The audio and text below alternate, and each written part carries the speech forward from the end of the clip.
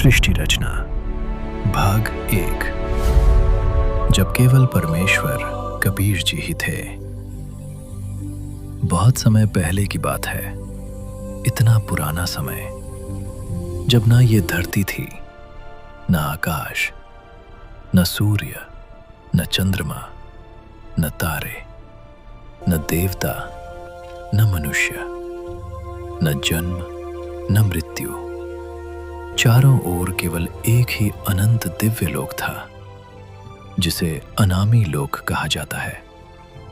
उस लोक में केवल एक ही सत्ता विराजमान थी, पूर्ण परमात्मा, सत्य पुरुष, परमेश्वर कबीर जी।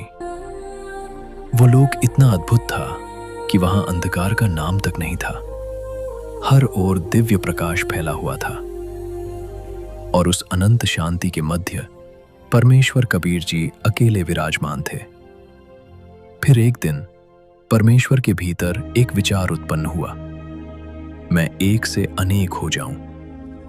और बस परमात्मा की इच्छा होते ही सृष्टि रचना की लीला आरंभ हो गई। सबसे पहले परमेश्वर ने 3 और दिव्य लोकों की रचना की। पहला अगम लोक, दूसरा अलख लोक और तीसरा सत्य लोक। अब कुल मिलाकर 4 दिव्य लोक हो गए, अनामी लोक, अगम लोक, अलख लोक, सत्य लोक। फिर उस एक परमात्मा ने अपने ही 3 रूप प्रकट किए।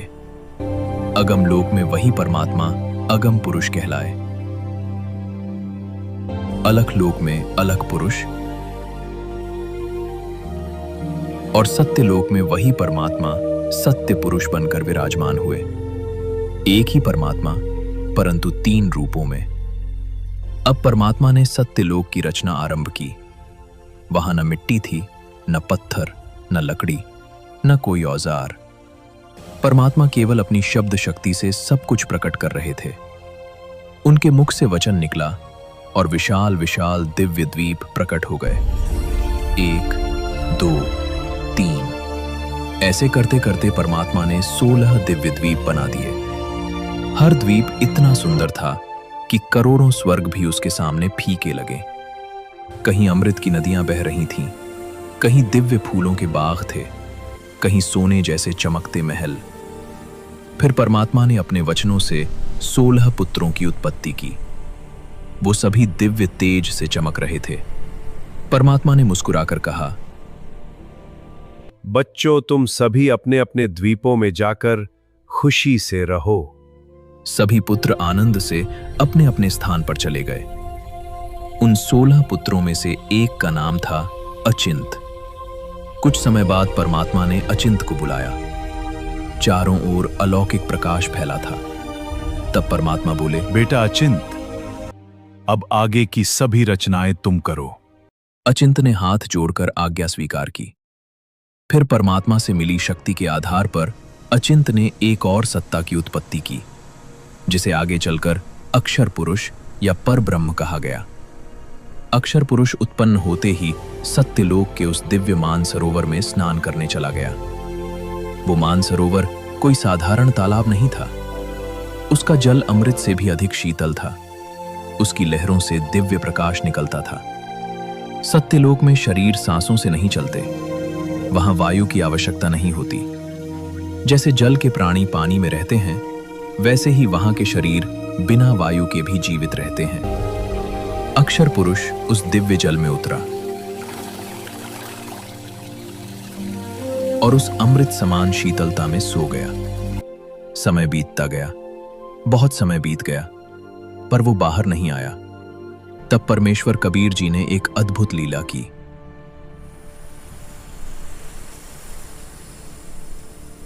उन्होंने मानसरोवर का जल लिया, अपनी शब्द शक्ति से उसे एक विशाल अंडे का रूप दे दिया।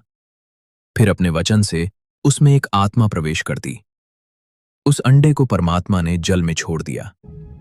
अंडा घूमता हुआ जल के भीतर जाने लगा। गड़ गड़ गड़ उसकी आवाज पूरे मानसरोवर में गूंजने लगी। तभी उस आवाज से अक्षर पुरुष की नींद टूट गई। अधूरी नींद से जागने पर उसे क्रोध आ गया। उसने क्रोध भरी दृष्टि से उस अंडे की ओर देखा और जैसे ही उसकी दृष्टि उस अंडे पर पड़ी, वो अंडा 2 भागों में फट गया और उसके भीतर से एक तेजस्वी ज्योति प्रकट हुई। वो था ज्योति निरंजन, जिसे आगे चलकर काल, ब्रह्म और कालयी कहा गया। तभी आकाशवाणी हुई, अक्षर पुरुष, तुम निंद्रा में थे, तुम्हें जगाने के लिए यह लीला करनी पड़ी। दोनों बाहर आए और परमात्मा को प्रणाम किया। तब परमेश्वर ने कहा, तुम दोनों अचिंत के द्वीप में जाकर रहो। दोनों आज्ञा पाकर वहां चले गए। कुछ समय बाद परमात्मा ने अचिंत से कहा, बेटा अचिंत, सृष्टि रचना तुम्हारे बस की बात नहीं है। अब आगे की सारी रचना मैं स्वयं करूंगा। परमात्मा ये लीला इसलिए कर रहे थे ताकि आगे कोई जीव यह भ्रम न पाल ले कि वो स्वयं सृष्टि रचना कर सकता है। जीव ही रहता है और परमात्मा ही होता है। इसके बाद परमेश्वर ने अपनी शब्द शक्ति से असंख्य आत्माओं की उत्पत्ति की। पूरा सत्यलोक आत्माओं से भर गया। हम सभी आत्माएं वहीं रहती थीं। हर ओर आनंद ही आनंद था। न कोई दुख, न कोई मृत्यु, न कोई रोग। सभी आत्माएं परमेश्वर कबीर जी की शरण में आनंद पूर्वक रहती थीं। लेकिन उसी सत्यलोक में रहने वाले ज्योति निरंजन के मन में धीरे धीरे एक अलग इच्छा जन्म लेने लगी। वो सोचने लगा, मेरे सभी भाई अलग अलग द्वीपों में रह रहे हैं और हम तीनों एक ही द्वीप में एक साथ रह रहे हैं। धीरे धीरे उसके भीतर राज्य पाने की लालसा बढ़ती गई और एक दिन उसने कठोर तपस्या आरंभ कर दी। वो एक पैर पर खड़ा हो गया। उसका शरीर स्थिर था, आंखें बंद थीं और वो लगातार तप कर रहा था। उस समय हम सभी आत्माएं उसे आश्चर्य से देख रही थीं। उसकी वो तपस्या, उसकी वो अदा, उसकी वो स्थिरता धीरे धीरे हमारे मन को आकर्षित करने लगी। हम उसे देखने लगे और यहीं से हमारी भूल शुरू हुई। तभी आकाश में परमेश्वर कबीर जी की दिव्य आवाज गूंजी, हे बच्चों, तुम मस्त रहो, इसकी क्रिया पर ध्यान मत दो। यह जो कर रहा है इसे करने दो। परमपिता हमें समझा रहे थे, लेकिन हमारे मन में ज्योति निरंजन के प्रति आकर्षण कम नहीं हुआ। ऊपर से हम शांत हो जाते, पर भीतर ही भीतर उसे देखते रहते। समय बीतता गया। ज्योति निरंजन लगातार तप करता रहा। 1 युग, 10 युग, 50 युग और पूरे 70 युग बीत गए। तब परमेश्वर कबीर जी प्रकट हुए। दिव्य प्रकाश चारों ओर फैल गया। परमात्मा ने पूछा, ज्योति निरंजन, तू क्या चाहता है? पिताजी, मेरे लिए स्थान कम है, मुझे अलग राज्य चाहिए। परमेश्वर मुस्कुराए और बोले, ठीक है, तेरे 70 युग के तप के प्रतिफल में मैं तुझे 21 ब्रह्मांड देता हूं। जैसे कोई पिता अपने पुत्र को अलग भूमि दे दे, वैसे ही परमात्मा ने उसे 21 ब्रह्मांड प्रदान कर दिए। अब ज्योति निरंजन बहुत प्रसन्न हुआ, लेकिन उसके मन की इच्छा अभी समाप्त नहीं हुई थी। उसने सोचा, अब मेरे पास राज्य तो है, पर इसमें रचना भी होनी चाहिए। और उसने फिर तपस्या शुरू कर दी। फिर वही एक पैर, फिर वही कठोर तप, और हम आत्माएं अब पहले से भी अधिक उसकी ओर आकर्षित होने लगी। परमेश्वर बार बार हमें समझा रहे थे, बच्चों, उसकी क्रिया पर ध्यान मत दो। लेकिन हम अपने परमपिता की बात को भीतर से स्वीकार नहीं कर पा रहे थे। समय बीता और फिर पूरे 70 युग निकल गए। तब परमेश्वर कबीर जी ने फिर पूछा, ज्योति निरंजन, अब क्या चाहता है तू? प्रभु, मुझे सृष्टि रचना की सामग्री दे दीजिए। परमेश्वर कबीर साहिब जी ने ज्योति निरंजन को कहा कि उन्होंने अपने पहले पुत्र कूर्म को सर्व रचना सामग्री दे रखी है। कूर्म से प्रार्थना करके शिष्टाचार और विनम्र भाव से रचना सामग्री मांग लो। जब ज्योति निरंजन कूर्म जी के पास गया, उस समय कूर्म जी ध्यान अवस्था में थे।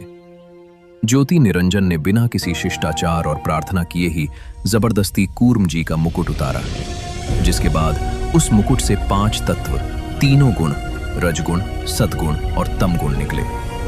अब उसके पास रचना की शक्ति भी आ गई, लेकिन उसके मन में अभी भी एक कमी थी। उसने सोचा, इतने बड़े राज्य में अकेले क्या करूंगा? मेरे साथ कुछ आत्माएं भी होनी चाहिए। और उसने तीसरी बार तपस्या शुरू कर दी। इस बार उसने 64 युग तक तप किया। तब परमात्मा फिर प्रकट हुए। उन्होंने पूछा, ज्योति निरंजन अब क्या चाहता है? पिताजी, मुझे कुछ आत्माएं दे दीजिए, मेरा अकेले मन नहीं लगता। यह सुनकर परमात्मा गंभीर हो गए। उन्होंने कहा, ये सभी आत्माएं मेरी संतान हैं, मेरे ही अंश हैं। मैं इन्हें किसी भी कीमत पर तुझे नहीं दे सकता। लेकिन परमात्मा सब जानते थे। वो समझ चुके थे कि हम आत्माएं भीतर से ज्योति निरंजन की ओर आकर्षित हो चुकी हैं। हम अपने परम पिता की आज्ञा के बावजूद उसकी तपस्या को पसंद करने लगे थे। यहीं से हमारी गिरावट शुरू हो चुकी थी। परमात्मा बोले, यदि कोई आत्मा स्वयं अपनी इच्छा से तेरे साथ जाना चाहे तो मैं उसे रोकूंगा नहीं। ये सुनकर ज्योति निरंजन हमारे बीच आया। वो बोला, मैंने 21 ब्रह्मांड लिए हैं, वहां नई सृष्टि बनाऊंगा, स्वर्ग बनाऊंगा, नई रचना करूंगा। क्या तुम मेरे साथ चलोगे? हम सभी आत्माएं उसके चारों ओर इकट्ठी हो गईं, क्योंकि हम पहले से ही उसके मोह में बंध चुके थे। हमने कहा, यदि परमपिता अनुमति दें तो हम तुम्हारे साथ चलेंगे। ज्योति निरंजन तुरंत परमात्मा के पास गया।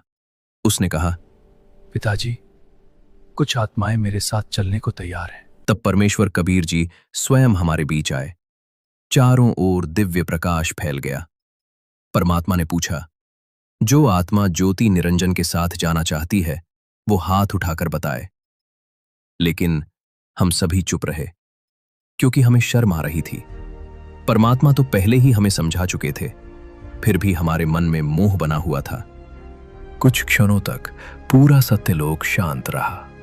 फिर परमात्मा बोले, बोलते क्यों नहीं? तभी एक कर्महीन आत्मा ने सबसे पहले हाथ उठाया। मैं जाना चाहता हूं।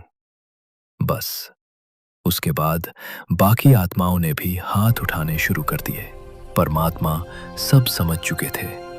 उन्होंने कहा, ठीक है, जो आत्माएं इसके साथ जाना चाहती हैं उनका लेखा मेरे पास रहेगा। समय आने पर मैं उन्हें भेज दूंगा। ज्योति निरंजन प्रसन्न होकर चला गया। लेकिन अब परमात्मा एक और अद्भुत लीला करने वाले थे। एक ऐसी लीला जिससे आगे चलकर दुर्गा की उत्पत्ति होने वाली थी। भाग 1 समाप्त।